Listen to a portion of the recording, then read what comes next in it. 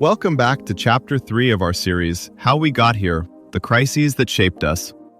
In today's episode titled Oil, How Black Gold Shapes Geopolitics, we're going to explore the critical role that oil plays in the world stage and how it has influenced global power dynamics throughout history. So, let's dive in. A single narrow waterway in the Middle East carries close to a fifth of the world's oil. One tense standoff there, and drivers from Delhi to Detroit feel it at the pump. In this episode, we'll trace how one black liquid quietly steers wars, alliances, and your daily commute. Here's the twist. The story of oil isn't really about fuel, it's about who gets to say no. No to sanctions. No to pressure. No to going along with the plan. Nations that can flip a valve and rattle global markets often gain a kind of veto power in world affairs that far exceeds their population or military size. That's why small states with huge reserves sit at big tables, while larger, poorer states queue for loans and aid. But this power is unstable. New producers emerge, old fields decline, and technologies like shale drilling or electric vehicles quietly rearrange who holds leverage. Treaties, wars, and trade deals start to look different when you see them through oil's shadow, like reading secret annotations in the margins of world history. Oil's grip on geopolitics comes from three quirks that don't usually coexist in one resource. First, it packs enormous energy into a small, movable volume, perfect for ships, planes, and tanks. Second, it's abundant enough to run whole societies, not just niche sectors. Third, it's clustered under specific soils and seas, often far from where it's burned. That trio turns geology into strategy. It's why desert kingdoms bankroll welfare states, why Washington cares about fields thousands of miles away, and why a drilling rig in Texas can quietly redraw a balance of power in Europe. At the dawn of the 20th century, a quiet bureaucratic decision in London set the stage for oil's rise. The British Navy switched its ships from coal to oil. That choice tied national security to distant wells and concession contracts. Suddenly, diplomats and spies were not just counting battleships, they were counting barrels. From there, a pattern emerged. Whenever a country's military or economy hinged on imported crude, foreign policy followed the tanker routes. Japan's push into Southeast Asia in 1941 was driven in part by a U.S. oil embargo that threatened to choke its war machine.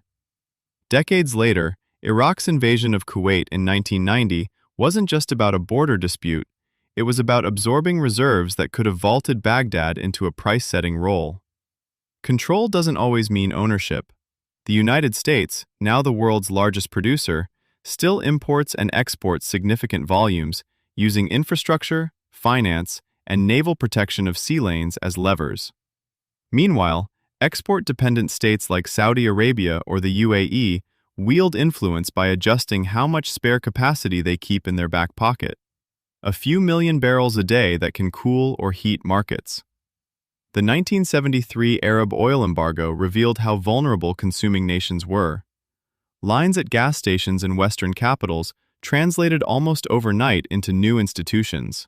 Stockpiles like the U.S. Strategic Petroleum Reserve, the creation of the International Energy Agency, and efficiency standards that reshaped cars and industry. Energy security became an organizing principle, not a niche concern. Today, the landscape is more crowded. Russia's pipelines knit it into Europe's energy system. China courts producers from the Gulf to Angola with loans and infrastructure. Emerging producers in places like Guyana or Mozambique must decide whose orbit to enter. Think of the global network of wells, pipelines, and ports less as a commodity market and more as a constantly shifting tournament bracket, where alliances, sanctions, and investments are all moves designed to secure a better seed. And looming over it all is climate policy.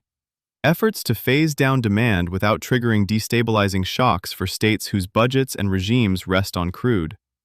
That tension, between decarbonization and the entrenched power of petrostates, is where the next chapter of oil geopolitics is already being written. On a map, the story shows up as odd hotspots, where politics twists around wells and pipelines. Consider Nigeria, Africa's largest exporter, yet its oil-rich Niger Delta has seen sabotage, theft, and insurgency as local communities demand a bigger slice of profits. Or Venezuela, sitting on colossal reserves but crippled by mismanagement and sanctions, showing that barrels alone don't guarantee strength if institutions rot. Then there's Norway, which treated crude like a finite inheritance. Strict rules, high taxes, and a sovereign wealth fund now worth over $1 trillion. Its leverage comes less from threatening supply than from how prudently it turned geology into financial muscle. Think of these models, fragile giant, failing petrostate, disciplined trustee, as different software running on the same hardware. As demand plateaus and climate rules tighten, countries from Brazil to Guyana are effectively choosing which code to copy, knowing it may lock in their geopolitical role for decades. Future leverage may depend less on who drills and more on who adapts. States that treat oil income like a fading star, using today's glow to fund education, grids, and clean tech, could still anchor regional influence. Others may cling to every barrel and find their budgets behaving like a volatile stock. Your challenge this week: scan headlines and note which petrostates are investing beyond oil and which are doubling down. That split is tomorrow's fault line. As energy systems diversify, oil's role may start to resemble a seasoned captain on a team rather than the lone star player, still decisive in big moments, but no longer taking every shot. Watching who rewrites their playbook first, producers, consumers, or institutions, will tell us who shapes the rules of the next energy era, not just who wins on price. Here's your challenge this week. Pick one oil-producing country mentioned in the episode, like Saudi Arabia, Russia, or Nigeria, and spend 20 minutes tracing how a single barrel of its oil could end up influencing your own life, through gasoline prices, plastics you use, or imported goods.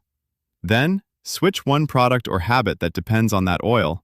For example, one weekly car errand you replace with transit or biking, or one plastic-heavy product you swap for a lower oil alternative, and track the change in cost and convenience for 7 days. Finally, share a 3-sentence summary of what surprised you most with one other person, and ask them where they think the oil for their daily commute comes from. This was Owl Up, your daily step forward. To keep learning with structured courses and more insights, go to owlup.co. Until tomorrow!